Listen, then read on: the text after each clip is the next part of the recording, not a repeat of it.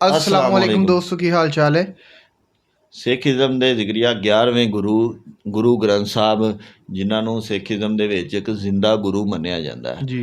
ਉਹਦੇ ਬਾਰੇ ਇੱਕ ਓਮ ਸੁਆਮੀ ਗੱਲ ਕਰ ਰਿਹਾ ਕਿ ਹਿੰਦੂ ਪੰਡਤ ਗੱਲ ਕਰ ਰਿਹਾ ਤੇ ਉਹਦੀ अच्छा। ਨਾ ਬੜੀ ਮਹਿਮਾ ਬਿਆਨ ਕਰ ਰਿਹਾ, ਤਾਰੀਫ ਕਰ ਰਿਹਾ ਤੇ ਆਪਾਂ ਹੁਣ ਵੀਡੀਓ 'ਚ ਦੇਖਨੇ ਆ ਕਿ ਉਹ ਕੀ ਗੱਲ ਕਰ ਰਿਹਾ। सही हो गया।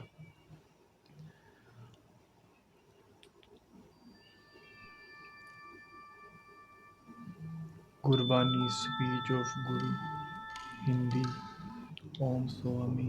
कुछ शास्त्र ऐसे हैं जिसमें कहानी होती है, उसमें एक कहानी है, कहानी के बीच में चलते चलते कोई स्तुति आ जाएगी, कोई भक्ति की बात आ जाएगी, कोई ज्ञान की बात आ जाएगी। कुछ ऐसे शास्त्र हैं जिसमें केवल एक कहानी,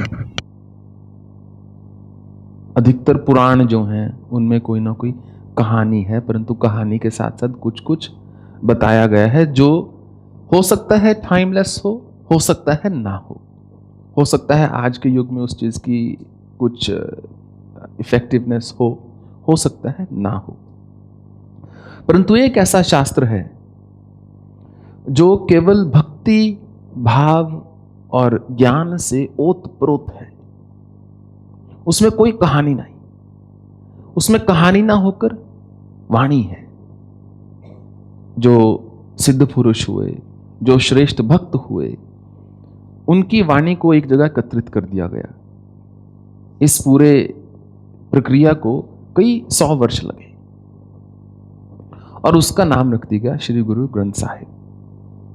और पंजाब में जब खालसा पंथ की स्थापना हुई, गुरु गोबिंद सिंह ने जो किया आज से 300 वर्ष पहले, तो उन्होंने बोला यदि सच्चे गुरु के शिष्य हो, अर्थात सिख हो, सिख शब्द पंजाबी में शिष्य से बना है, यदि गुरसिख हो अर्थात गुरु के शिष्य हो, तो सब सिखन को हुक्म है गुरु मान्यो ग्रंथ के जो आपको जानना आवश्यक है गुरु मान्यो वो इस ग्रंथ वाणी, जिसको कि पंजाबी में बाणी बोला गया है, इस गुरबाणी में लिख दिया गया है।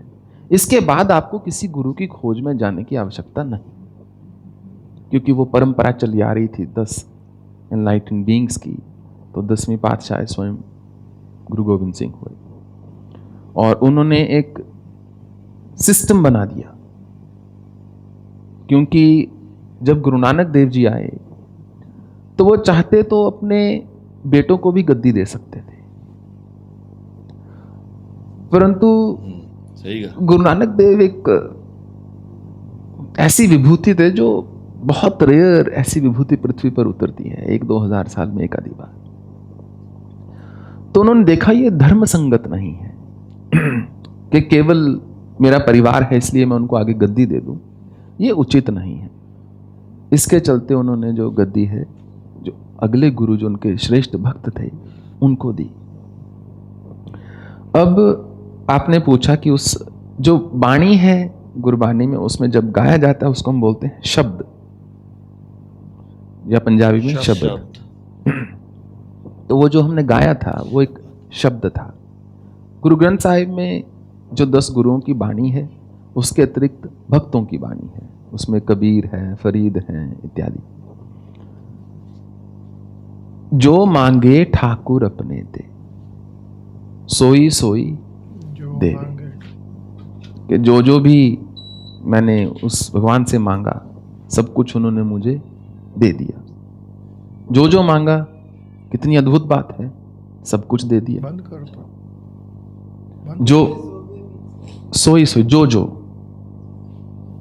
जो मांग, सोई वही सॉरी, जो मांगे ठाकुर अपने से, सोई सोई देवे। So I may not do word for word translation. I will just focus on the meaning, although Punjabi is my mother tongue. So जो मांगे ठाकुर अपने ते, सोई सोई देवे। जो मांगा वही दे दिया। नानक दास मुक्ते जो बोले, सोई सोई दे दो। इहा उहा सच होवे। अरे देखो नानक, कितनी अद्भुत बात है, कितनी विचित्र बात है, विलक्षण बात है कि जो बोला, गुरु नानक के मुख से जो निकला, या भाव में किसी भक्त ने जो बोला, नानक दास मुक्ते जो बोले, इहा उहा सच हो गए। वो सब चाहे यहाँ चाहे वहाँ कहीं ना कहीं सच हो ही गया। कभी सोते हुए कल्पना की थी कि अपनी छत हो, वो हो गई।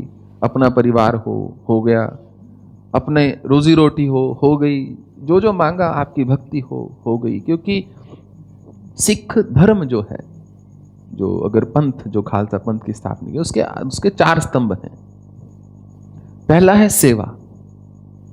वो बोलते हैं बिना सेवा के भक्ति किसी काम की नहीं। हम अपना नाम जपते रहें परंतु समाज की सेवा ना हो पाए तो ये किसी में इसका कोई लाभ नहीं हो रहा। ये तो एक स्वयं की आत्मपुष्टि करने वाली बात होगी। आपको पूरे विश्व में कहीं भी कोई सिख भिखारी नहीं मिलेगा, पुरुषार्थ में विश्वास रखते हैं। बिल्कुल। किसी गुरुद्वारे में गंदगी नहीं मिलेगी और हर गुरुद्वारा हर एक के लिए खुला हुआ है। कोई भी व्यक्ति जा सकता है, माथा टेक सकता है। हर गुरुद्वारे 4 में दरवाजे हैं। प्रसाद दिया जाता है, लंगर दिया जाता है, जो वहां पर भक्तजन ही इकट्ठा होकर बनाते हैं। बल्कि गुरुद्वारा ऐसी जगह है, आप जाएंगे आपको विश्वास नहीं होगा, भारत देश में इतने साफ होते हैं। जब मैं बड़ा हो रहा था, हमारे स्कूल के पास दुख निवारण साहिब गुरुद्वारा था पटियाला में, तो वहाँ बहुत ज़्यादा जाते थे।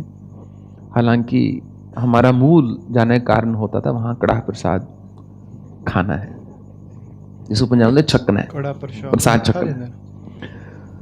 तो 4 स्तंभ है। पहला सेवा, और वास्तव में ही हम मतलब एक, अगर यही आश्रम पंजाब में होता ना, इसकी रूपरेखा कुछ और ही होती, इसका नक्शा कुछ और ही होता। कितने पंजाबी लोग जो मेरे पास आते हैं, विशेष रूप से जो सिख धर्म को बिलोंग करते हैं, उनकी अधिकतर 70% ऑफ द टाइम बस एक ही निवेदन होता है। बोलते हैं स्वामी जी सेवा से दूर मत कीजिएगा, कि बस अपनी सेवा में रखिएगा, हमको और कुछ नहीं चाहिए। क्योंकि बाकी तो सब पुरुषार्थ से ही करना है। तो सेवा में दृढ़ विश्वास है इस धर्म का, जिसके कारण इतने बड़े मुगल आकर भी पछाड़ ना पाए, पंजाब में अपनी जगह ना बना पाए। बलिदान चाहिए तो बलिदान देंगे, और युद्ध चाहिए तो युद्ध, रण चाहिए तो रण होगा, भजन चाहिए तो भजन होगा। जिस समय जिस चीज की आवश्यकता है उसके चलते हुए उन्होंने उसको किया। पहला है सेवा। दूसरा है सिमरण, अर्थात स्मरण, कि ईश्वर का जो स्मरण है वो निरंतर होना चाहिए। कि मनुष्य सिर्फ सेवा भी कई बार पर्याप्त नहीं होती, हमको अपनी रूट्स को, अपनी जड़ों को भूलना नहीं चाहिए। उसके चलते हुए हमको प्रतिदिन थोड़ा सा स्मरण जो है ईश्वर का करना चाहिए। सेवा, सिमरण, और वैसे 3 ही है, चौथा मैंने बना दिया। तीसरा है नित्य नेम, कि हर जो गुरु सिख है सच्चा, उसको अमृत वेला में, जिसको कि हम सुबह का ब्रह्म मुहूर्त बोलते हैं, उठकर अपना पाठ दिन उससे शुरू करना चाहिए। वैसे ये 2A 2B हो गया, पर मैंने 2nd 3rd कर दिया। एंड 4th इज हुक्म, के कहते सोचे सोचना होइए जे सोचे लाख बार। इंसान तो लाखों चीजें सोचता है, लाखों बार सोचता है, सोचने से ना चीजें पूरी होने लगी, फिर तो पृथ्वी कब की नष्ट होली होती। तो हुक्म नाम की भी एक चीज है, कि जो वो निरंकार है। गुरु नानक देव की खोज थी कि ईश्वर निरंकार है, अर्थात निराकार है, कि वो सबके भीतर बसता है, निराकार है। यदि आप गुरु ग्रंथ साहिब पढ़ेंगे तो आप देखेंगे उसमें इतना अधिक द्वैत की भक्ति भी है, अद्वैत की भक्ति भी है। इतना अधिक राम, कृष्ण, ठाकुर, हरि, शिव का नाम आता है, और अद्वैत की भक्ति भी है, कि फॉर्म भी है, नहीं भी है। परंतु गुरु नानक देव जब नदी में उतर गए थे और जब वापिस आए कुछ दिनों के बाद, जब वो निकले, सबने सोचा कि कहाँ गए। वो बहुत प्रिय थे, सब उनसे बहुत प्रेम करते थे बाबा में। तो सबने कहा, अरे हमारे दिल के टुकड़े थे नानक, हमारी जान थे, जिनके चरणों को देखकर हम अपना दिन बिताते थे, दिन आरंभ करते। कहाँ चले गए गुरु नानक, कहाँ चले गए ऐसे गुरु नानक। जब गुरु नानक देव निकले नदी से बाहर, तो उन्होंने बोला, मुझे प्राप्ति हो गई है, मैं ईश्वर के दरवाजे से होकर आ रहा हूं, मैंने ईश्वर को देख लिया है, तो एक ओंकार सतनाम, एक ही है वो, प्रणव है, ओंकार है।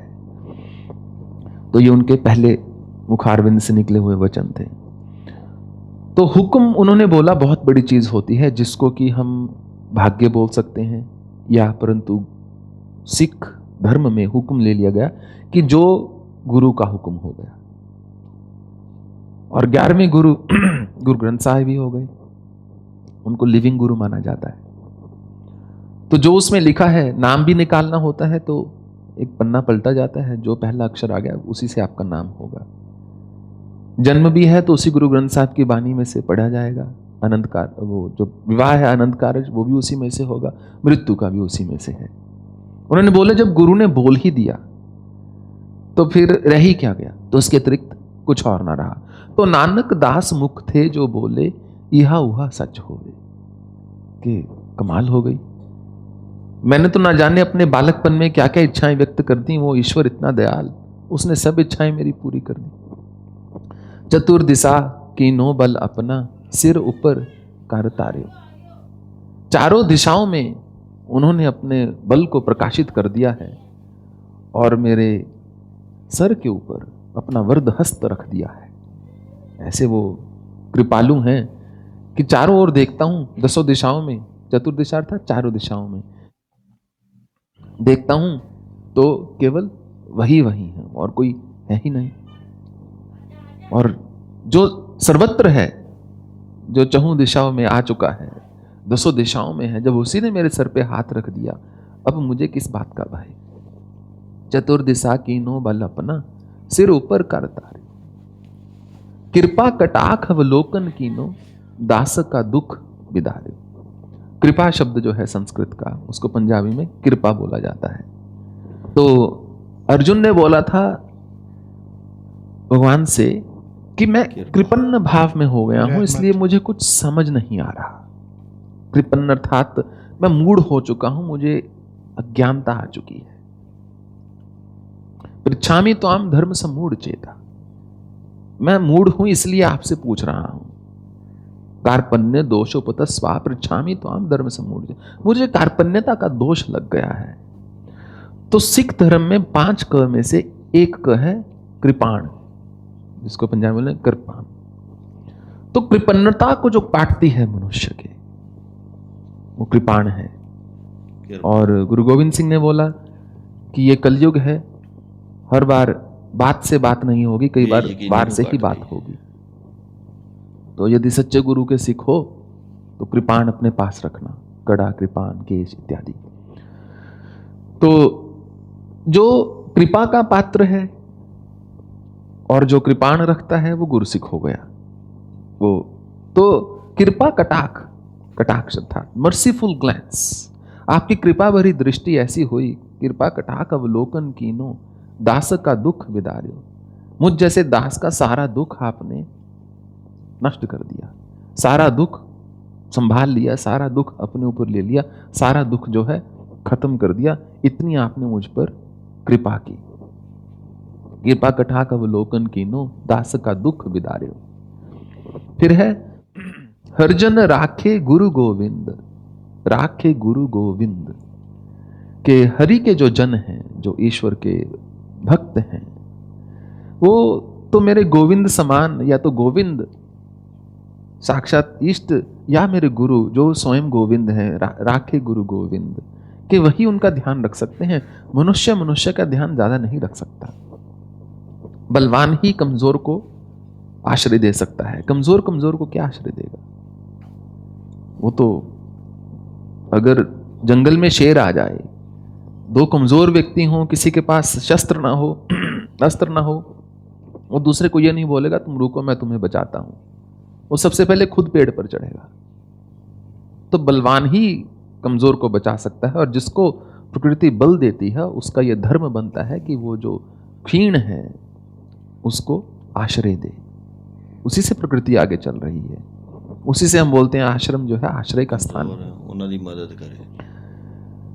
हरजन राखे गुरु गोविंद, राखे गुरु गोविंद।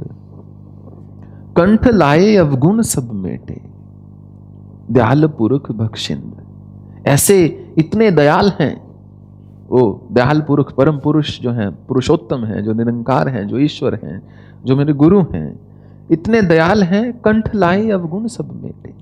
मुझ नीच को उन्होंने उठाकर मेरे सारे अवगुण दूर कर दिए, मुझे एम्ब्रेस कर लिया, मुझे अपने हृदय से लगा लिया, मुझे अपने कंठ से लगा लिया। कंठ लाए अवगुण सब मेटे, दयाल पुरुष बख्शिंद। क्योंकि वो दयाल पुरुष हैं, कृपा करना उनका स्वभाव है, दया करना, करुणा दिखाना उनका स्वभाव है। तो उसके बाद जो मांगे ठाकुर अपने दे। और सबसे सुंदर बात जानते क्या है? इसमें तो आप देखिए 6 लाइनें हैं, जबकि गुरु ग्रंथ साहब के इतने पन्ने हैं, हर पन्ना में इतनी सुंदर पंक्तियां हैं। ये तो सिर्फ एक छोटा सा शब्द है, पूरा शास्त्र जो है ऐसी सुंदर बानी से भरा हुआ है। अभी हाल ही में एक हमारे पास आए, उन्होंने मुझे एक प्रिंट निकाल के वो दिया गुरु ग्रंथ साहब में से, जो श्री कृष्ण के ऊपर लिखा हुआ है। सारी बानी I think 1082 number 85 number page में आती है, 82 में। तो सारी बानी जो है श्री कृष्ण के ऊपर है, एंड वाज सो ब्यूटीफुल। उस दृष्टिकोण से देखा जाए तो it's really a very complete scripture, बहुत ही and very apt for today's world. So that was the meaning. बोलो सतनाम श्री वाहेगुरु।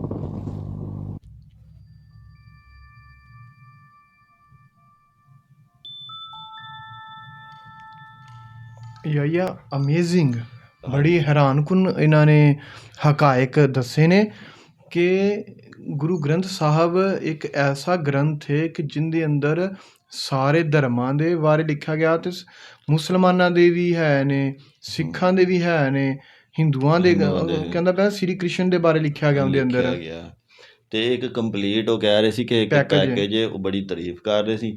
ਫਿਰ ਉਹ ਅੱਗੇ ਕਰ ਰਹੇ ਸੀ ਸਿੱਖੀਜ਼ਮ ਦੇ ਵਿੱਚ ਕੀ ਕੀ ਚੀਜ਼ਾਂ ਨੇ, ਜਿਸ ਤਰ੍ਹਾਂ ਉਹਨਾਂ ਨੇ ਕਿਹਾ ਕਿ ਸੇਵਾ, ਸਿਮਰਨ ਤੇ ਨਿਤਨੇਮ ਤੇ ਫਿਰ ਹੁਕਮ ਉਹਨਾਂ ਨੇ ਕਿਹਾ। ਆਪਾਂ ਨੂੰ ਵਾਕਈ ਇਹ ਕੋਈ ਨਹੀਂ ਪਤਾ ਇਸ ਚੀਜ਼ ਦੇ ਬਾਰੇ। ਦੇਖੋ ਹੁਣ ਸੇਵਾ ਜਿਹੜੀ ਹੈ ਉਹ ਇੱਕ ਕਿਸਮ ਦਾ ਉਹਨਾਂ ਦਾ ਧਰਮ ਹੀ ਹੈ, ਮਜ਼ਹਬ ਹੈ, ਯਾਨੀ ਕਿ ਉਹ ਸੇਵਾ ਕਰਦੇ ਨੇ। ਉਹ ਸੇਵਾ ਉਹਨਾਂ ਨੇ ਕਰਨੀ ਉਹਨਾਂ ਦੇ ਜਵਾਨ ਬੁੱਢੇ ਜਾ ਕੇ, ਉਹ ਮੈਂ ਦੇਖਿਆ ਕਿ ਗੁਰਦੁਆਰਿਆਂ ਜਾ ਕੇ ਬਰਤਨ ਵੀ ਧੋਂਦੇ ਨੇ, ਸਫਾਈ ਕਰਦੇ ਨੇ, ਮਾਲ ਨਾਲ ਵੀ, ਆਪਣੇ ਪੈਸਿਆਂ ਨਾਲ ਵੀ, ਮਤਲਬ ਦਾਨ ਕਰਦੇ ਨੇ, ਸੇਵਾ ਕਰਦੇ ਨੇ, ਤੇ ਆਪਣੇ ਮਤਲਬ ਕਿ ਆਪ ਜਿਸਮਾਨੀ ਮਸ਼ੱਕਤ ਨਾਲ ਵੀ, ਮਤਲਬ ਕਿ ਉੱਥੇ ਬਰਤਨ ਵਗੈਰਾ। ਫਿਰ ਸਿਮਰਨ ਜਿਹੜਾ ਮੇਨ ਕੰਮ ਹੈ ਕਿ ਵੀ ਖਾਲੀ ਕੰਮ ਨਾਲ ਹੀ ਜਾਂ ਦਾਨ ਨਾਲ ਹੀ ਨਹੀਂ ਮਤਲਬ ਕੰਪਲੀਟ ਹੁੰਦਾ, ਸਿਮਰਨ ਕਰਨਾ ਵੀ ਜ਼ਰੂਰੀ ਹੈ, ਮਤਲਬ ਕਿ ਰੱਬ ਦਾ ਨਾਮ ਲੈਣਾ। ਫਿਰ ਨਿਤਨੇਮ ਸੁਬਾਹ ਸਰਗੀ ਵੇਲੇ ਉੱਠ ਪੈਂਦੇ ਨੇ। ਹਾਂਜੀ। ਫਿਰ ਉਹਨਾਂ ਨੇ ਕਿਹਾ ਹੁਕਮ, ਜਿਸ ਤਰ੍ਹਾਂ ਕਿ ਇਹ ਜਿਹੜਾ ਨਾ ਇਹ ਦੂਸਰੇ ਗੁਰੂ ਤੋਂ ਮੇਰਾ ਖਿਆਲ ਸ਼ੁਰੂ ਹੋਇਆ ਸੀ, ਪਹਿਲੇ ਗੁਰੂ ਅੰਗਦ ਤੋਂ, ਗੁਰੂ ਅੰਗਦ ਜੀ, ਉਹਨਾਂ ਨੇ ਹੁਕਮ ਵਾਲਾ ਕਿਹਾ ਸੀ ਕਿ ਵੀ ਜੋ ਤੁਹਾਡਾ ਗੁਰੂ ਕਹਿ ਦੇਵੇ ਉਹ ਮੰਨਣਾ ਹੈ, ਉਹਨੇ ਤੋਂ ਅੱਗੇ ਪਿੱਛੇ ਨਹੀਂ ਹੋਣਾ, ਜੋ ਗੁਰੂ ਨੇ ਕਹਿਤਾ ਉਹ ਮੰਨਣਾ ਹੀ ਮੰਨਣਾ ਹੈ, ਉਹ ਤੁਹਾਡਾ ਮਜ਼ਹਬ ਹੈ। ਹਾਂ, ਕਿਉਂਕਿ ਉਹ ਖੁਦ ਬੜੇ ਫਰਮਾ ਬਰਦਾਰ ਸੀ ਬਾਬਾ ਗੁਰੂ ਨਾਨਕ ਜੀ ਦੇ। ਬਾਬਾ ਗੁਰੂ ਨਾਨਕ ਸਾਹਿਬ ਦੇ ਉਹ ਜਿਸ ਤਰ੍ਹਾਂ ਕਿ ਤੁਸੀਂ ਵਾਕਿਆ ਸੁਣਿਆ ਹੋਣਾ ਕਿ ਉਹ ਗੁਰੂ ਨਾਨਕ ਸਾਹਿਬ ਕੋਲ ਕਟੋਰਾ ਸੁੱਟਿਆ ਸੀ ਕੀਚੜ ਚ ਸੁੱਟਤਾ, ਤੇ ਉਹ ਉਹਨਾਂ ਦੇ ਬੇਟੇ ਸਾਹਿਬਜ਼ਾਦੇ ਨਹੀਂ ਲੈ ਕੇ ਆਏ, ਤੇ ਉਹ ਗੁਰੂ ਅੰਗਦ ਜੀ ਲੈ ਕੇ ਆਏ ਸੀ। ਹਾਂਜੀ, ਹਾਂ, ਉਹ ਆਪਾਂ ਸੁਣਿਆ ਹੁਕਮ। ਤੇ ਫਿਰ ਅੱਗੇ ਗੱਲ ਕਰ ਰਹੇ ਸੀ ਉਹ ਸਿੱਖਾਂ ਦੀ, ਮਤਲਬ ਕਿ ਸਿੱਖ ਲਫ਼ਜ਼ ਹੀ ਸਿੱਖਿਆ ਤੋਂ ਨਿਕਲਿਆ, ਤੇ ਸਿੱਖ ਦਾ ਮਤਲਬ ਇਹ ਹੀ ਹੈ ਕਿ ਜੋ ਗੁਰਬਾਣੀ 'ਚ ਲਿਖਿਆ ਹੈ ਨਾ ਉਹ ਉਹਨੂੰ ਸਿੱਖੇ, ਉਹਦੇ 'ਤੇ ਅਮਲ ਕਰੇ। ਉਹ ਕਿਉਂਕਿ 11ਵੇਂ ਉਹਨਾਂ ਦੇ ਗੁਰੂ ਨੇ, ਤੇ ਜਿਹਨੂੰ ਸਿੱਖੀ ਸਿੱਖਿਆ ਗੁਰ ਵਿਚਾਰ। ਹਾਂਜੀ, ਯਾਨੀ ਕਿ ਸਿੱਖੀ ਬੇਸਿਕਲੀ ਗੁਰੂ ਦੇ ਵਿਚਾਰ ਨੂੰ ਸਿੱਖਣਾ। ਹਾਂਜੀ, ਜੋ ਮਤਲਬ ਕਿ ਗੁਰੂ ਦੀ ਸੋਚ ਹੈ, ਜੋ ਉਹਨੂੰ ਅਪਲਾਈ ਕਰਨਾ। ਫਿਰ ਇਹ ਬੜਾ ਅੱਛਾ ਲੱਗਦਾ ਯਾਰ ਕਿ ਕੋਈ ਹੋਰ ਧਰਮ ਦਾ ਬੰਦਾ ਕਿਸੇ ਹੋਰ ਧਰਮ ਦੀ ਰਿਸਪੈਕਟ ਕਰ ਰਿਹਾ ਹੋਵੇ, ਤੇ ਇਹ ਉਹ ਲੋਕ ਹੀ ਯਾਇਆ ਕਰਦੇ ਨੇ ਕਿ ਜਿਹੜੇ ਮਤਲਬ ਕਿ ਦੁਨੀਆ 'ਚ ਇੰਤਸ਼ਾਰ ਫਸਾਦ ਨਹੀਂ ਚਾਹੁੰਦੇ। ਹਾਂਜੀ, ਠੀਕ ਹੈ। ਇਹ ਬੜਾ ਵੱਡਾ ਇੱਕ ਕਿਸਮ ਦਾ ਜਿਗਰਾ ਕਰਕੇ ਅਗਲੇ ਮਜ਼ਹਬ ਨੂੰ ਠੀਕ ਮੰਨਣਾ ਪੈਂਦਾ ਜਾਂ ਕਹਿਣਾ ਪੈਂਦਾ, ਉਹਨਾਂ ਦੇ ਗ੍ਰੰਥ ਦੀਆਂ ਤਲੀਮ ਦੇ ਬਾਰੇ ਗੱਲ ਕਰਨੀ। ਹਾਂਜੀ ਇਹ ਹੁਣ ਸਵਾਮੀ ਨੇ ਇਹ ਹਿੰਦੂ ਹੁੰਦੇ ਨੇ ਹਨਾ, ਹਾਂਜੀ ਹਿੰਦੂ ਹੁੰਦੇ ਨੇ, ਇਹ ਹਿੰਦੂ ਹੁੰਦੇ ਨੇ। ਤੇ ਦੂਸਰਾ ਤੁਹਾਨੂੰ ਪਤਾ ਕਿ ਮਜ਼ਹਬ ਦੇ ਬਾਰੇ ਨੈਗੇਟਿਵਿਟੀ ਇੱਕ ਬਹੁਤ ਜ਼ਿਆਦਾ ਬਹੁਤ ਜ਼ਿਆਦਾ ਹੁੰਦੀ ਹੈ ਜੀ। ਇਸ ਵਕਤ ਲੋਕ ਇੱਕ ਮਜ਼ਹਬ ਦੂਸਰੇ ਮਜ਼ਹਬ ਨੂੰ ਦਬਾਉਣ ਦੇ ਚੱਕਰਾਂ 'ਚ ਰਹਿੰਦਾ ਹੈ। ਜਿਸ ਤਰ੍ਹਾਂ ਕਿ ਇਸਲਾਮ ਦੇ ਖਿਲਾਫ ਪ੍ਰੋਪੇਗੈਂਡਾ ਹੁੰਦਾ ਹੈ, ਸਿੱਖੀਜ਼ਮ ਦੇ ਖਿਲਾਫ ਤੇ ਬਹੁਤ ਜ਼ਿਆਦਾ ਹੀ ਹੁੰਦਾ ਨਾ। ਇਸਲਾਮ ਤੇ ਸਿੱਖੀਜ਼ਮ ਜ਼ਿਆਦਾਤਰ ਇਹਨਾਂ ਦੇ ਖਿਲਾਫ ਬਹੁਤ ਪ੍ਰੋਪੇਗੈਂਡਾ ਹੁੰਦਾ, ਮਤਲਬ ਕਿ ਇਹਨਾਂ ਦੇ ਬਾਰੇ ਇਹਨਾਂ ਨੂੰ ਦਬਾਉਣ ਦੀ ਜਾਂ ਕੰਮ ਕਰਨ ਦੀ ਕੋਸ਼ਿਸ਼ ਕੀਤੀ ਜਾਂਦੀ, ਕਿਉਂਕਿ ਇਹਨਾਂ ਦੀਆਂ ਜਿਹੜੀਆਂ ਤਾਲੀਮਾਤ ਨੇ ਉਹ ਮਿਲਦੀਆਂ ਜੁਲਦੀਆਂ ਨੇ। ਅਤੇ ਫਿਰ ਕਿਉਂਕਿ ਸਿੱਖੀਜ਼ਮ ਇੱਕ ਨਵਾਂ ਮਜ਼ਹਬ ਹੈ ਇਸ ਲਈ, ਅਤੇ ਇਸਲਾਮ ਤਾਂ ਚਲੋ ਇੱਕ ਮਤਲਬ ਕਿ ਉਹਦੀ ਈਸਾਈਅਤ ਦੀ ਕਾਟ 'ਚ ਆਇਆ ਸੀ, ਈਸਾਈਅਤ ਤੋਂ ਬਾਅਦ ਆਇਆ ਸੀ। ਹਾਂ, ਅਤੇ ਇਸ ਤਰ੍ਹਾਂ ਹੀ ਇੱਕ ਜਿਵੇਂ ਹੁਣ ਇਲਾਕੇ ਵਾਈਜ਼ ਅਤੇ ਇਹ ਬੜੀ ਇੱਕ ਮਤਲਬ ਕਿ ਦਿਲ ਗੁਰਦੇ ਵਾਲੀ ਗੱਲ ਹੁੰਦੀ ਹੈ ਕਿ ਤੁਸੀਂ ਅਗਲੇ ਦੇ ਮਜ਼ਹਬ ਦੀਆਂ ਅੱਛੀਆਂ ਚੀਜ਼ਾਂ ਬਿਆਨ ਕਰੋ। ਉਹਨਾਂ ਦੀ ਤਾਲੀਮ ਗੁਰੂ ਗ੍ਰੰਥ ਸਾਹਿਬ ਦੇ ਅੰਦਰ ਜਿਹੜੀਆਂ ਕੁਛ ਸ਼ਬਦ ਲਿਖੇ ਹੋਏ ਸੀ ਉਹ ਪੜ੍ਹਦੇ ਪਏ ਸੀ, ਉਹਨਾਂ ਦਾ ਅਰਥ ਕਰਦੇ ਪਏ ਸੀ। ਹਾਂਜੀ, ਅਸੀਂ ਵੀ ਇਹੀ ਕੋਸ਼ਿਸ਼ ਕਰਨੇ ਹਾਂ ਅਤੇ ਉਮੀਦ ਹੈ ਕਿ ਤੁਸੀਂ ਸਾਨੂੰ ਇਸ ਕੰਮ 'ਚ ਸਪੋਰਟ ਕਰੋਗੇ ਅਤੇ ਜ਼ਿਆਦਾ ਤੋਂ ਜ਼ਿਆਦਾ ਲਾਈਕਸ ਕਰੋਗੇ ਵੀਡੀਓ ਨੂੰ, ਅਤੇ ਅੱਗੇ ਸ਼ੇਅਰ ਕਰੋਗੇ ਦੋਸਤਾਂ ਨਾਲ। ਸਾਡਾ ਵੀ ਇਹੀ ਕੋਸ਼ਿਸ਼ ਹੈ ਕਿ ਵੀ ਜਿਹੜੀਆਂ ਅੱਛੀਆਂ ਚੀਜ਼ਾਂ ਨੇ ਨਾ, ਜਾਂ ਕੋਈ ਅੱਛੀ ਗੱਲ ਕਰਦਾ ਅਤੇ ਉਹ ਫੈਲੇ। ਹਾਂ, ਮਿਲਦੇ ਹਾਂ ਨਵੀਂ ਵੀਡੀਓ ਨਾਲ। ਆਪਣਾ ਖਿਆਲ ਰੱਖਿਆ ਜੇ। ਅੱਲਾਹ ਹਾਫਿਜ਼।